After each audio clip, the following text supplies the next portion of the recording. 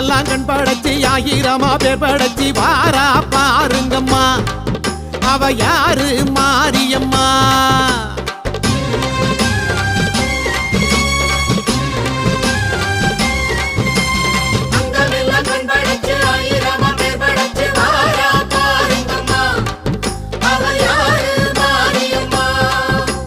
கண்ணபுரத்தா அவ என்ன படைச்சா